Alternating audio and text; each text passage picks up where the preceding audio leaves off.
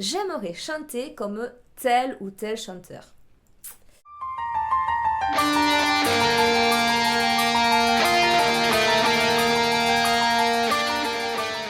J'aimerais chanter comme tel ou tel chanteur. Je comprends, il y a des chanteurs, des chanteuses qui nous touchent au fond de nous. Et on a envie, on adore tellement ce qu'ils transmettent qu'on aimerait, avec notre voix, chanter comme eux.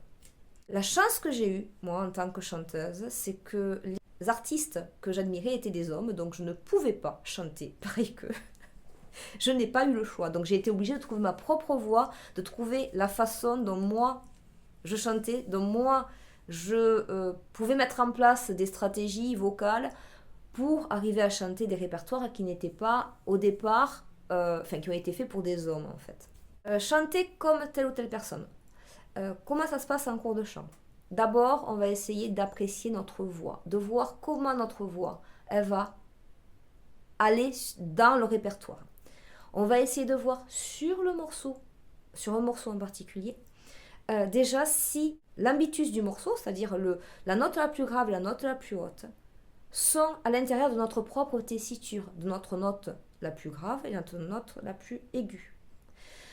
Parce que si ce n'est pas la bonne taille de morceau, c'est-à-dire que le morceau, c'est comme des tailles de jeans ou de t-shirt.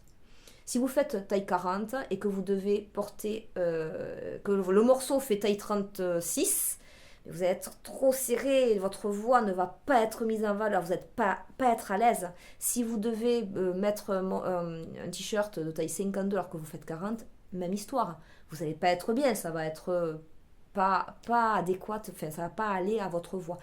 Ça ne va pas mettre votre voix en valeur. L'idée c'est toujours de mettre en valeur la voix du chanteur ou de la chanteuse afin que son potentiel soit vraiment libéré et que la personne se sente à l'aise et puisse exprimer le maximum de choses. C'est très important. Le problème, c'est souvent en karaoké ou même souvent en rock, pop, les musiciens jouent le morceau à la tonalité d'origine. Sauf que, par exemple, vous avez 10 reprises avec 10 chanteurs différents, on demande mission impossible à un chanteur ou une chanteuse de faire les 10 morceaux, alors que les chanteurs ont des tessitures différentes et des voix, voilà. Donc du coup, il y a des morceaux qui vont sonner plus ou moins bien, et on fait avec. Et souvent, c'est le chanteur qui s'adapte, alors que normalement, ça doit être les musiciens qui s'adaptent au chanteur. Parce que le but, c'est de véhiculer des émotions, véhiculer un message, chanter. Les musiciens sont là pour porter le chant. Et le chanteur doit être à l'aise, doit être bien dans le morceau dans lequel il chante. Donc déjà, on vérifie la taille du morceau et on le modifie éventuellement. Et ensuite, on va un petit peu étudier la technique de la personne qui chante, puisque la personne a envie quand même de chanter voilà, ou du moins dans le style qui va bien. Donc on étudie, on travaille sur certains styles. C'est pour ça qu'il faut que lorsque vous allez voir un prof de chant, vous preniez quelqu'un qui est dans ce style-là. Si je dois aller travailler ma voix lyrique, j'irai voir quelqu'un spécialisé dans les chants lyriques. Si j'ai envie de travailler du rock, du métal, pareil, je vais aller chercher quelqu'un, un coach, parce que je prends toujours des cours personnellement, qui va être spécialisé dans les chants rock, métal, dans les saturations. Parce que l'oreille est développée en fonction et les stratégies vocales sont affinées en fonction de nos spécialités en tant que prof. Donc on va essayer de voir la technique et on va essayer de voir aussi quelle technique est la plus adaptée pour la personne qui veut chanter le morceau. Ce ne sera pas forcément la même technique que le chanteur ou la même façon de placer la voix que le chanteur ou la chanteuse que l'on veut imiter, entre guillemets, sachant qu'on ne veut pas l'imiter, mais bon... on va permettre d'aller dans ce sens-là avec la solution ou les solutions, les possibilités artistiques qui plaisent, qui mettent en valeur la voix de la personne qui chante. Voilà.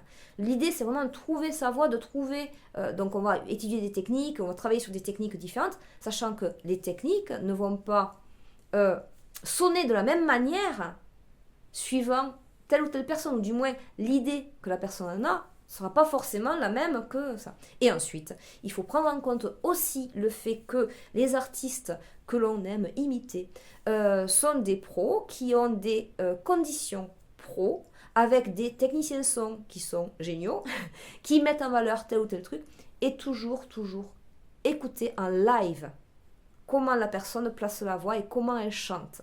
Ça va vous aider aussi à vous rendre compte de la réalité et pas de ce qui a été fabriqué pour une production musicale à grande échelle, souvent, qui peut impacter beaucoup le son de la personne. Parce qu'on met en aide certaines fréquences, voilà. Il y a certaines choses que les artistes ne font pas forcément en live, mais qu'ils font en studio, parce qu'ils ont le temps de le faire, et que c'est pas sur un ensemble de tournées, etc. Voilà. Donc, tout ceci étant dit, voilà, oui, essayez de chanter comme, essayez de redéfinir. Du coup, redéfinissez le fait d'essayer de chanter comme un chanteur par essayer de passer l'émotion que le chanteur fait passer. Essayez de, voilà, trouver ce qui vous plaît réellement dans la voix du chanteur, dans ce qu'il fait passer, pour plutôt travailler sur l'intention avec votre propre voix que sur la technique elle-même, l'imitation, on va dire. Mais on va quand même travailler sur la technique, mais plutôt que sur l'imitation, travaillons sur qu'est-ce qu'on a envie de faire passer. Voilà, je vous remercie de m'avoir écouté et je vous souhaite une bonne journée. À bientôt. Ciao, ciao.